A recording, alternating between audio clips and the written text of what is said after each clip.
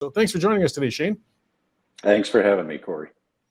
I really appreciate it. I can't remember exactly what the tweet was. It was something that got you quite stirred up though a little while back with housing, because I mean, people are pointing fingers all over the place, but they won't address the real issues of why we can't get enough housing built to keep up with demand. Can you kind of expand, Rita, to start this off? Well, yeah, I think what really ticked me off on the original tweet that I'd made was just the Housing and Affordability Task Force. And I guess why it frustrated me, Corey, is that here we had a bunch of city experts and other experts get together, but the only expert missing from around the table was the housing and development industry and what we could do to support the goal.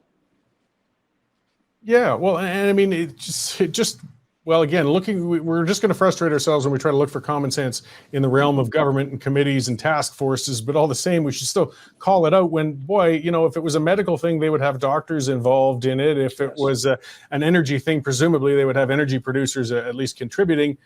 If you're looking to build more houses, why don't you have the developers and home builders giving some input on it? Well, it just seemed to be common sense in my mind, and I think in yours as well, and a lot of people's, but when I look at the task force, I guess where the biggest frustration came in is it was really addressing the social issue and subsidized housing more than it was, affordable market housing and trying to get through the boom that we're going through in Alberta right now, being such a popular province to move to. Well, that's it. We've got a great interprovincial and immigration coming into Alberta. I mean, there's a great future. It's a great place to move, but we aren't keeping up with that demand. And these task forces, as you said, they talk about subsidized housing, things like that, but often they dodge. The reality is that we need supply. It doesn't matter how much you subsidize. If there are not enough houses, you've got a problem. Yes. Well, and that's what we're experiencing right now. I mean, not only do we have, supply chain issues, we're still managing a bit of that. We're dealing with labor issues as well. The quick estimate off the top of my head would be that in this province, we need about 90 to 100,000 homes built. And we have the capacity for about 36,000 in total. That's a far cry from where we need to be to handle the onslaught that we're dealing with. And we're welcome to. We're obviously happy to have it, I should say, but not at the expense of people not being able to take their homes or not being able to afford their homes. And that all comes down to supply. So there's two hindrances. We've talked about that when you've been on the show before. I'll start with the one that was regulatory. Now, I mean, again, when you get discussions with people, oh, well, we got to regulate to keep homes safe and have a standard or a certain environmental standard. But sometimes, I mean, there's just too much. Where could we reduce some regulations to make it easier for you guys to keep up and keep building? Well, I mean, obviously, simple economics, supply and demand. I mean, we're quelling the supply based on an ideology that is just kind of foreign to me. And to drop that red tape associated with that ideology would be the first best place to start. We've taken what I like to say is a relatively simple concept of building a house and building an energy efficient home. And we've turned it into something just completely complex to the point where it takes anywhere, depending on the company. I mean, it could take anywhere from 60 to 150 days longer just to build. I mean, that just seems ridiculous for when you're trying to supply housing to people and in an affordable fashion. Well, yeah, and that was something we talked about before. I think it was something along the lines of 7 years from concept to construction, assuming every hoop has been jumped through, every license has been found, and every application has been approved. Anywhere along the way, that could get shut down. I mean, there's millions and millions of dollars spent before you're even seeing a foundation starting to be poured, and that all comes down to the cost of the house in the end. Well, sure it does, and it's the end user that bears the cost. There's this perception that it's the developer, the builder that's absorbing it. Well, you can't absorb it at the end of the day when you're used to purchasing land and you're in the ground within a couple of years.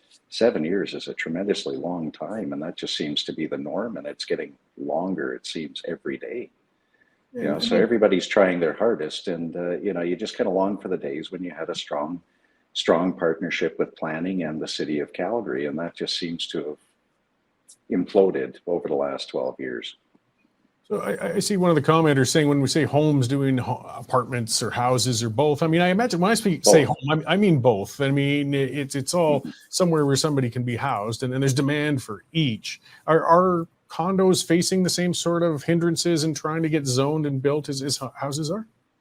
Sure they are. And I think that's, it's one of the many challenges because, of course, it takes longer to build, but you can put a tremendous amount of units out there when you look at some of the high rises in downtown Calgary, but even when you look at a lot of the 4 and 5 story apartment buildings out in new suburbia.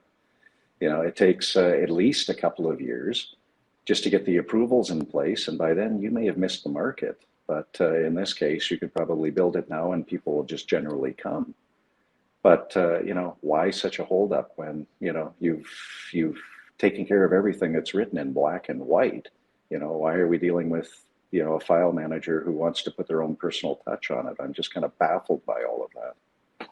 Yeah, well, so that was an interesting comment, and then Don Sharp was a commenter as well, saying, what's the best way to streamline some of these issues with the paperwork, inspection, and regulation to delays? So you're saying sometimes it is a person just kind of wants to make their own little unique footprint, I guess, on a project, and In some cases, Corey, that's what's happening. In some cases, you need parks to agree with roads, to agree with the fire department on certain things, and you can understand that they want to dot their i's and cross their t's rather.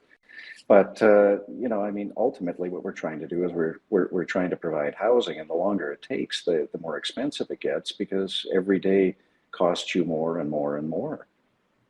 that's it. I mean, we could just, flick a switch and bring more labor in overnight, or there's a lot of challenges. We still got to look I, at a long game. But some of these regulatory things, we should be able to, if the will was there, be able to mhm, change those pretty quickly.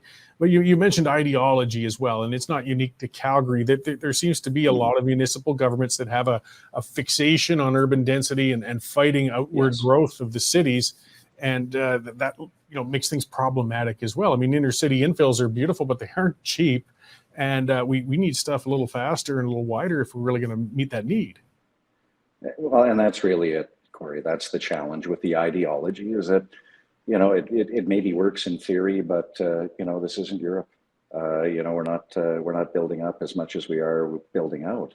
And when you take a look at a lot of the new suburban subdivisions, quite honestly, uh, they're they're more dense than even some of the inner city neighborhoods. So I mean, you've seen a tremendous shift over the last short while, driven by the consumer. And I mean, really, isn't that what we're doing it for? We're trying to build homes for people, and we're trying to allow them the choice rather than pigeonholing them inside an ideology. Because if they don't build here in Calgary, if a smaller center like Airdrie or Okotoks or Chestermere are prepared to accept that, then they go there.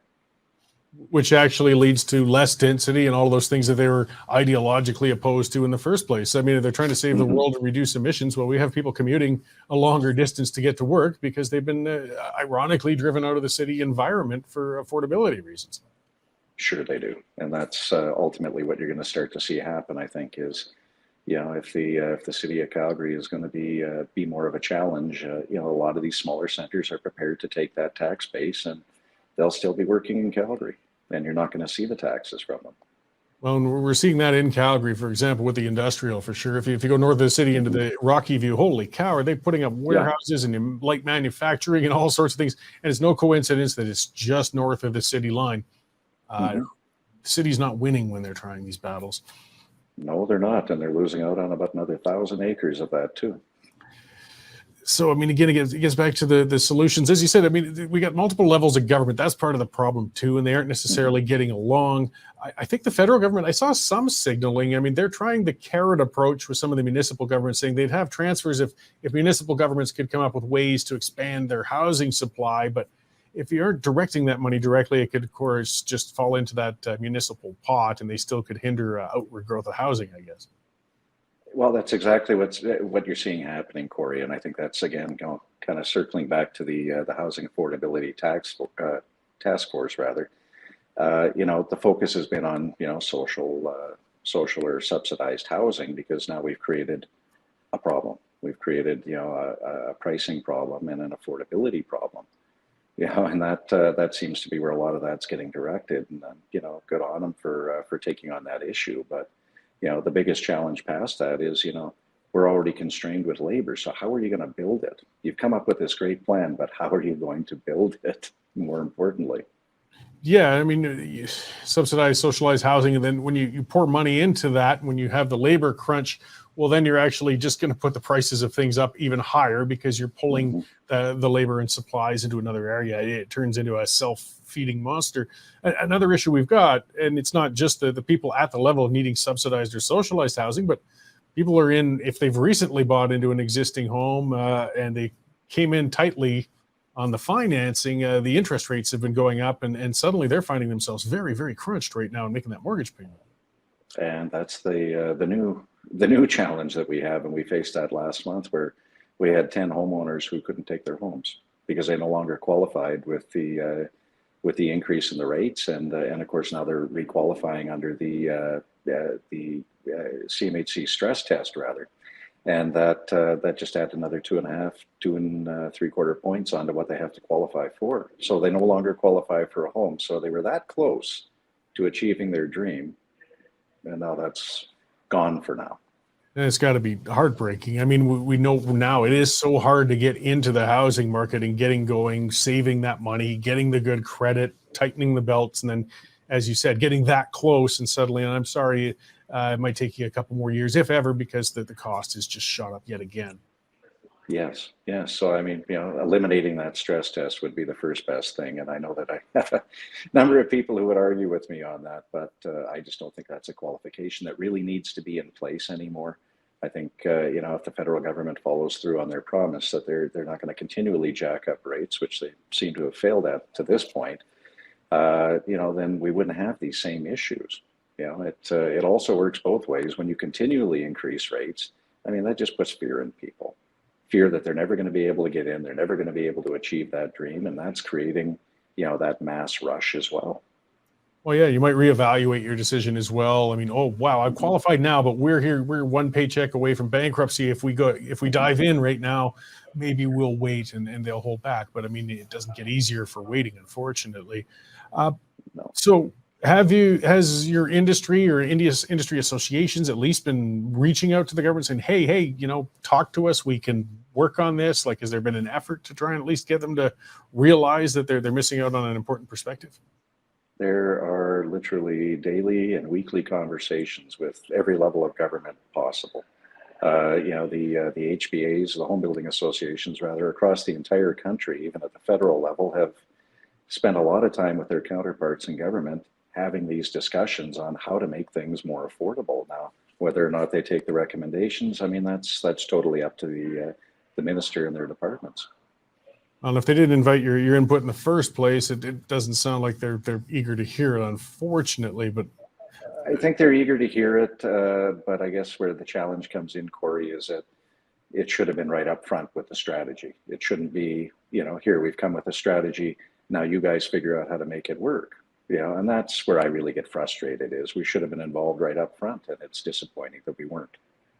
so just to kind of finish up, I mean, one of the big hindrances, and I don't know if you have an answer for it, is our labor shortage, though. I mean, if we streamline things, we get them faster, we got some new areas zoned for it, fantastic, ready to go. What can we do, though, to get more boots on the ground to help build these? I mean, that's a real bottleneck, no matter what the regulations are. Well, that's really going to come down to your immigration policies and the kind of people that you're bringing in and the skill set that they have. I mean, we know where we have the gaps, and our industry is prepared to share that information, and they have with their provincial and federal counterparts. But it's getting the attention of the immigration ministers and ensuring that we are working towards bringing this skill set into Canada and across the country. Yeah, which is a much bigger and complicated, discussion. But I mean, targeting skilled immigrants, whether from carpenters to even just labor. But I mean, it's important. I mean, that's one of the things where we can fulfill one of the things. We're bringing the immigrants in, and they're helping build the homes that they're going to need when they get here. Exactly, and I mean that's an immediate solution, and a long-term solution is you do have to get young kids and what have you in the trades. What you're seeing or what you're experiencing now is you are experiencing retirements. You've got trades that are longer in the tooth, and they're 65, 70 years old, and they're saying, that's enough. I'm calling it a day. It's time to enjoy my golden years. So you do need kids in the trades. And to be honest, I couldn't think of any generation that has a greater opportunity for a career than they do now in the trades.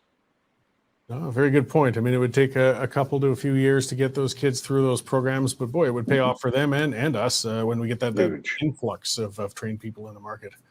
You bet. Well, we'll just have to keep reaching out, keep pressuring government. I mean, there's been a recent cabinet shuffle. Maybe they're receptive to some new ideas in there and listening. Because I mean, as frustrated as we get with the Liberal government, I'm sure they would love, though, to have this housing problem off their back. So, I mean, they got to be somewhat receptive to some good thoughts now and then. With any luck, a hope and a prayer. Hope and a prayer. We'll keep the discussions going. Thanks for calling them out online and coming on the show to discuss that with us, though, because, you know, a lot of people kind of scratch their heads. Well, we need them. Why aren't we getting the houses? Well, you know, there's a lot of reasons, and there's some solutions if the government would start considering them. So I appreciate that. Where can people see you online and where you're speaking and such, Shane? Oh, pretty simple. Just at Shane Wenzel. Just go on any platform. You're going to find me there. All right. Well, thanks again for coming on, Shane. It's always a good conversation when you come on, and one of these days we'll get it all solved. I can only hope, Corey. Thanks again, and take care. You can become a Western Standard member for just $10 a month or $99 a year for unlimited access.